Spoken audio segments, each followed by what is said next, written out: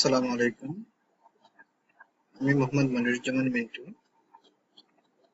আমি আজকে আপনাদের সাথে উপস্থিত হয়েছি এক্সেল শিটের বেসিক কিছু টিউটোরিয়াল। আমরা জানি এক্সেলের ব্যবহার খুবই গুরুত্বপূর্ণ। জব সেক্টরে এর ব্যবহার অত্যন্ত গুরুত্বপূর্ণ এবং এই প্রবলেমগুলো অনেকেই ফেস করে। তো আমি আজকে শুরু করতে যাচ্ছি বেসিক কিছু এক্সেল শিটের বেসিক কিছু কাজ নিয়ে। তো প্রথমে আমরা যাই, একটা এক্সেল শিট আমরা ওপেন করি।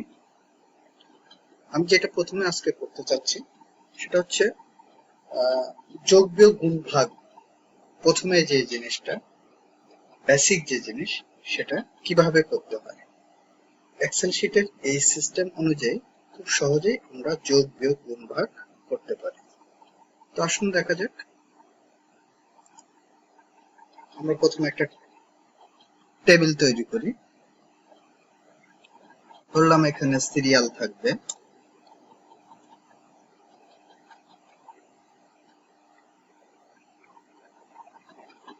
তারপরে এখানে মান্থ থাকবে, এরপরে ধরলাম টার্গেট থাকবে, অ্যাচিভমেন্ট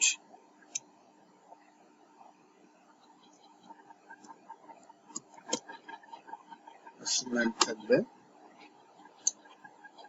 এর সাথে ধরতে পারি গেন অর শর্টফল।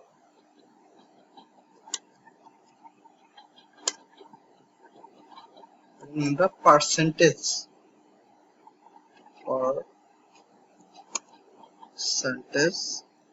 কিভাবে বের করতে হয় সেটা, রিমার্কস। হ্যাঁ, এবার আমরা সিরিয়াল 1 দিলাম, মান্থ এখানে দিলাম আমরা জানুয়ারি। মজার জিনিস দেখেন, এই যে জানুয়ারি লিখলাম, জানুয়ারি থেকে আমরা মনে করেন ডিসেম্বর পর্যন্ত নেব। এই জানুয়ারিটাকে এই যে সিলেক্ট করলাম, করে এই যে নিচের দিকে সব প্লাস চিহ্ন আসার পরে আমরা যখন নিচের দিকে টান দেব, দেখেন একটার পর একটা মাসের নাম চলে আসতেছে। আমার বারবার টাইপ করার কোনো প্রয়োজন নাই। ডিসেম্বর পর্যন্ত আমরা নিয়ে নিয়েছি। এবার সাপোজ আমি ধরলাম ডিসেম্বরে তার টার্গেট ছিল 50, ফেব্রুয়ারিতে 50, মার্চে 50, এপ্রিলেও 50, মেতে ধরলাম 60,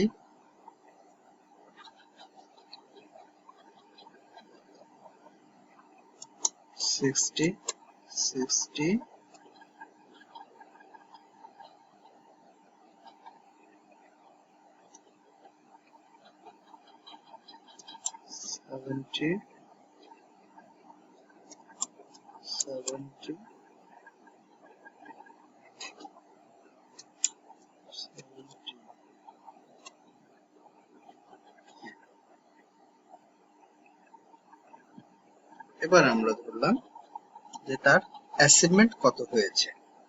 বললাম এখানে 60 হয়েছে, এখানে 65, 70, 75, 30, 25,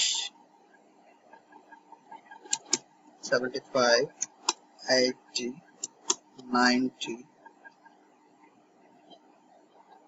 95, 80, 75।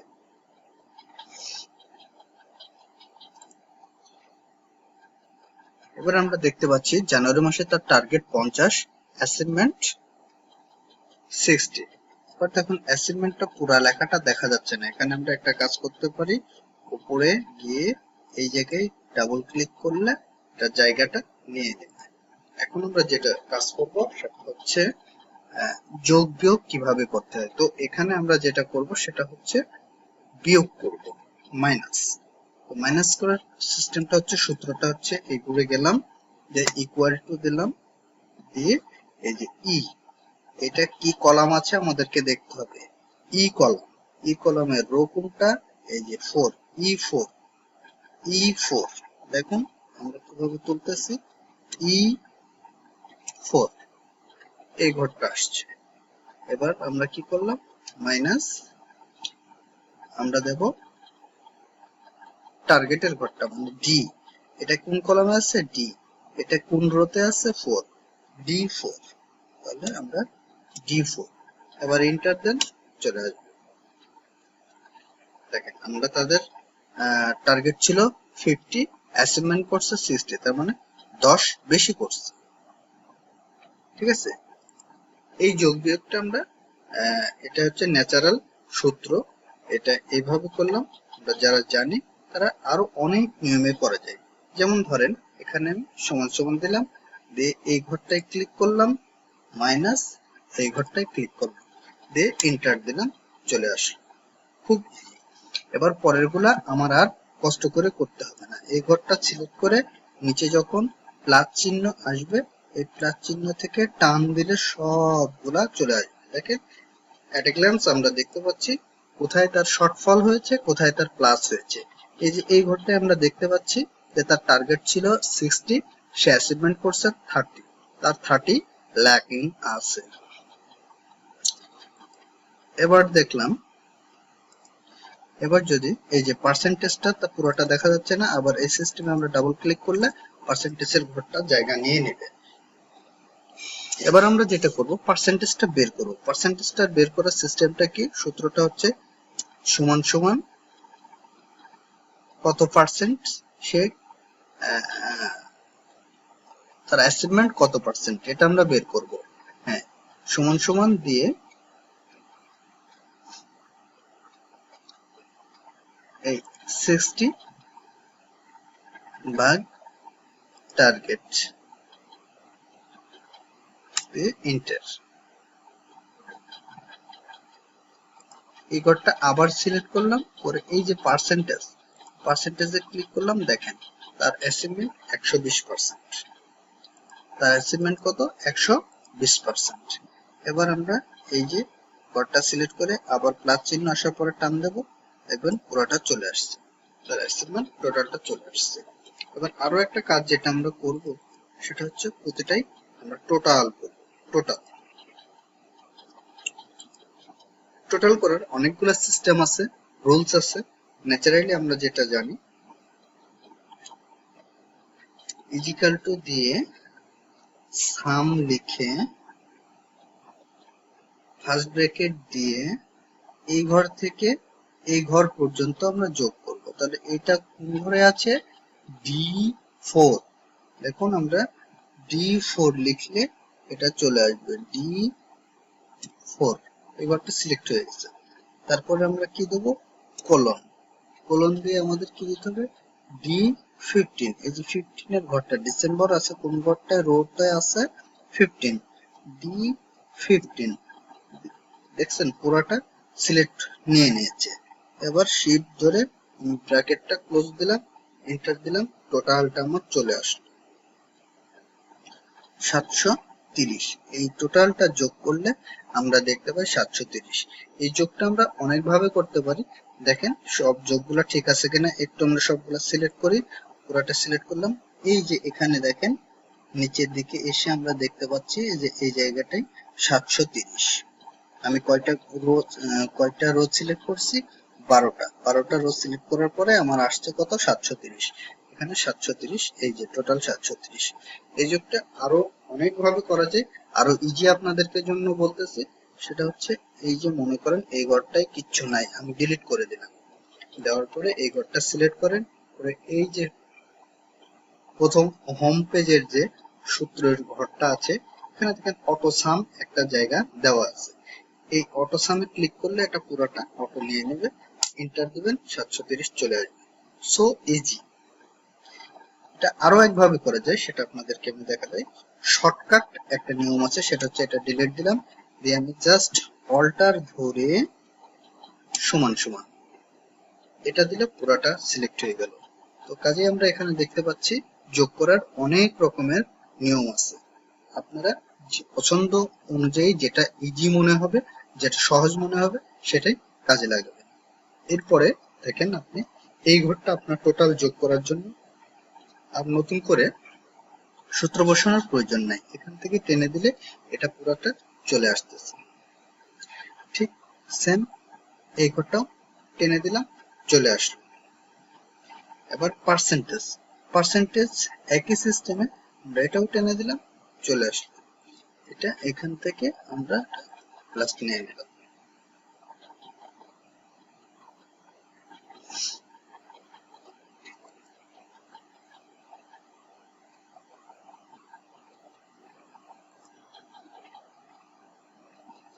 অথবা এই সূত্রটা নতুন ভাবে আমরা যদি করি, তার ছিল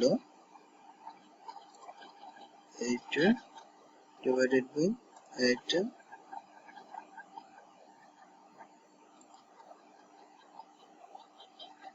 চলে আসছে। দেখুন টোটালি তার টার্গেট 112% অ্যাচিভ হয়েছে। এখন এই যে পুরোটা আমরা সাজাইলাম, শেষ। এখন একটা টোটালটা কাঠামোগত ভাবে একটু আমরা সুন্দর করে সাজিয়ে নেব।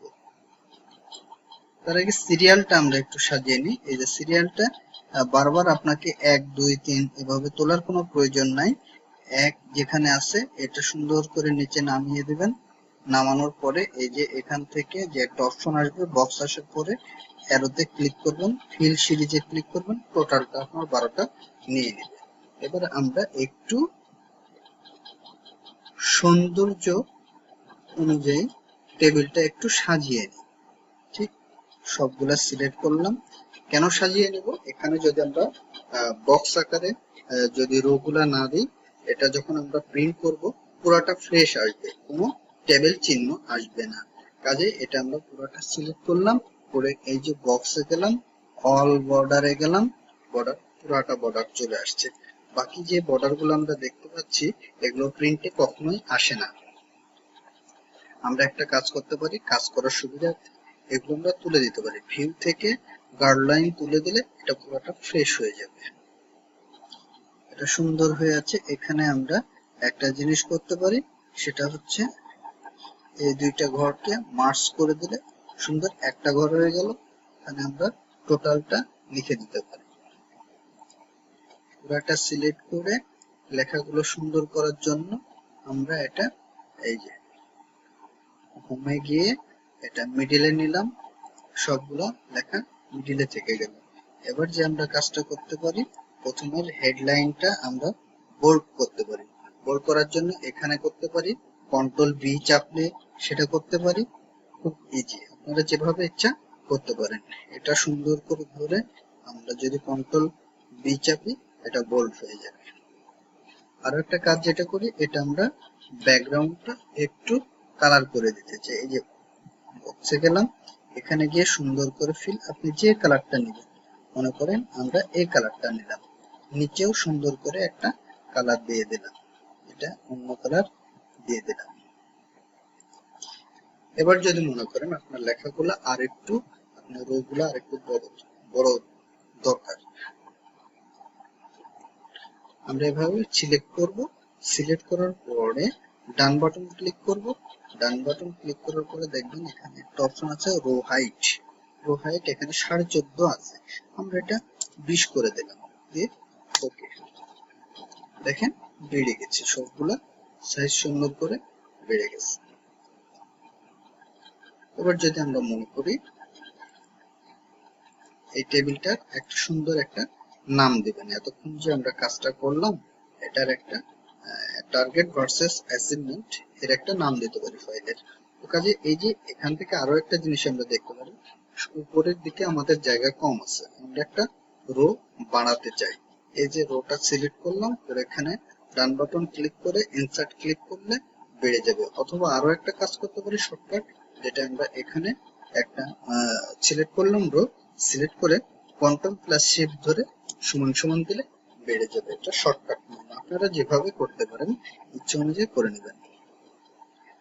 এখন আমরা যেটা করব, এটা সুন্দর করে সিলেক্ট করে নিয়ে এটা মার্জ করে নেব। ডান বাটন ক্লিক করে মার্জে দিলে অথবা এখানে ক্লিক করলে মার্জ হয়ে যাবে। মার্জ করার